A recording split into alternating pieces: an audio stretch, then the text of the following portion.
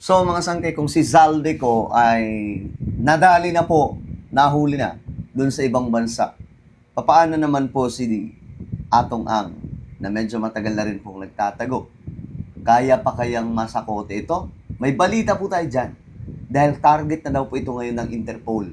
Nako, tingnan po natin ang balitang ito. Anyway, bago tayo mag-umpisa, sa mga hindi pa po dyan nakakapag-subscribe sa ating YouTube channel, makikita nyo po yung subscribe button sa baba ng video na to. I-click nyo lamang po yung subscribe, i-click ang bell, at i-click nyo po yung all. Sa mga nanonood po sa Facebook, i-follow nyo po yung ating Facebook page. Okay.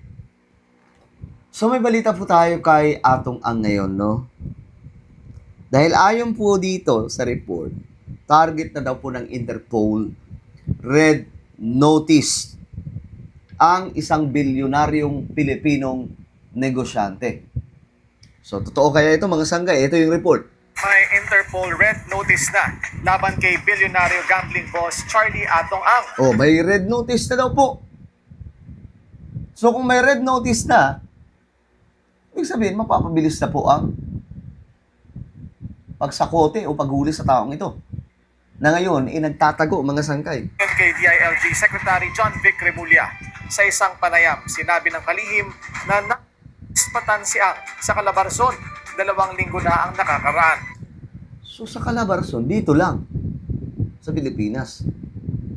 Ang tanong dito, bakit pa mahalaga itong red notice kung nandito lang naman pala sa Pilipinas? Yan pagkakaalam po natin, kapag na-red notice ka, ito yung mga taong nasa ibang bansa eh. Kung nasa ibang bansa ka, mas mabilis mahuli kapag may red notice na from Interpol. 'Di ba, mga sangkay? Pero kung nandito lang sa Pilipinas, kahit walang red notice, dapat kayang hatawin yan o hatakin ng mga otoridad ng ating bansa. Pero bakit hanggang ngayon hindi pa rin pumahuli-huli? Palipat-lipat din anya ng lokasyon ang negosyante. Tiyak sa Remulla na nasa Pilipinas pa ang itinuturong mastermind sa kaso ng mga walang sabongero. Manatiling nakatutok. Okay, nasa Pilipinas pa raw. Nasa Pilipinas pa pala, di ba? Bakit parang hindi pa rin po nabibigyan ng time para mahuli ito?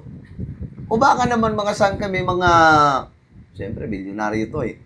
Baka naman may mga nahuhuli na po, may mga nasusuhulan dyan. Kaya hindi po mahuli-huli. Baka naman po may mga nababayaran po yung mata at bibig at kamay para hindi po mahuli ang taong ito. Kasi nandito lang pala sa Pilipinas eh. Kung may red notice na, okay yun. Pero kung nandito lang pala ito sa ating bansa, walang silbi ang red notice kasi nandito lang naman pala sa Pilipinas, no? So ayon sa report, naispatan daw po ito sa Calabarzon. 2 linggo ang nakararaan ayon kay DILG Secretary John Vic Remulla. Ayon kay Remulla, bumibiyahe si Ang kasama ang 3 katao at palipat-lipat lamang umano ng mga lugar. So may mga kasama daw po siya. May kasama po siyang 3 pa. Aniya, nakita umano si Ang sa Region 4A nitong 2 linggo na ang nakalilipas. Kaya nagsasagawa ng follow-up operations ang mga otoridad. Baka mamaya matapos na lamang po yung termino ni PBBM, hindi pa po ito mahuli. Mga sangkay, nakakahiya naman po, di ba? So gawin na po nila ang lahat mga sangkay nang sa ganun, magkaroon na po ng kabayaran itong mga, kumbaga, mabigyan na po ng hustisya yung mga sinasabing nawawalang sabongero. Sinabi ng kalihim na ang tip sa lokasyon ni Ang ay ibinigay sa mga otoridad ng isang reliable source. Oy. Si Ang ay patuloy na tinutugis ng mga otoridad dahil sa mga kaso na kinakaharap niya tungkol dito sa mga sabongirong nawawala. Na ayon nga po sa report, mga sangkay, siya daw pong dumali. Di umano, ha? Siya daw pong dumali noon, mga sangkay, ayon po sa mga report noon na nakala po. At ngayon, ulitin ko, kung nandito lang sa ating bansa, parang hindi na kailangan ng red notice, di ba? Kumbaga, okay may red notice, pero wala po siyang silbi.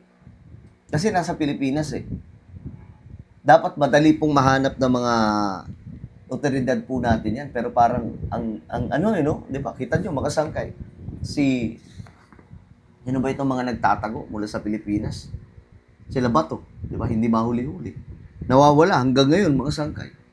Lalong-lalo na si Atong Ang. Di ba? Si Ang, papaano po mahuhuli ito? Minsan nalilito ako, no? Ramon.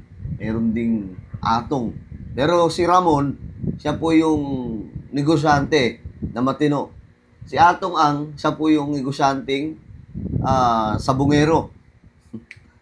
So, sana maano siya, masakote. Kasi kung sa Pilipinas lang, mga sangay, mapapadali, no? Ang pagkuha sa kanya. Kasi nga po, nandito lang po sa bansa natin, eh. Ewan ko lang kung totoo yung mga kumakalat na information na may mga otoridad daw po na imbis na mahuli na po, nababayaran daw po mga sangkay, kaya hindi na po natutuluyan na isuko sa ating mga otoridad. Kasi halimbawa, may nakahuli sa kanya, magkano ba yung inalok sa'yo na pabuya para maisuko siya? Sasabihin doon, 10 million. Oh, sige, dagdagan natin ng 5 million. 15 million na, wag muna kaming isurrender. O, diba, mga sangkay?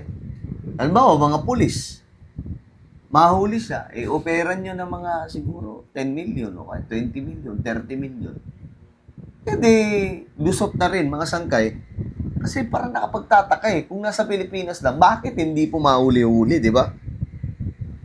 Ayon kay NBI Director Melvin Matibag sa panayam sa Billionaire News, may nakatalagang team na tumututok sa pagtuntun sa kinaroroonan ni Ang, ngunit hindi muna siya nagsisiwalat ng detalye ng operasyon. So, ayon po sa kanya, we have information na sinasabi nandito pa sa Pilipinas. But of course, we are not removing the possibility of him going out of the country already. Pahayag po ni Matibag.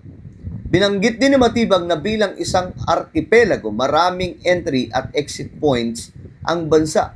Kaya posibleng makaalis ng hindi napapansin ng isang tao. Nakalito, no? Sabi ni John Vic, nandito sa Pilipinas. Sabi naman ng NBI Director, baka nakatakas na. Pambira, mga sangkay. So sana magkaroon po tayo ng kalinawan tungkol po dito.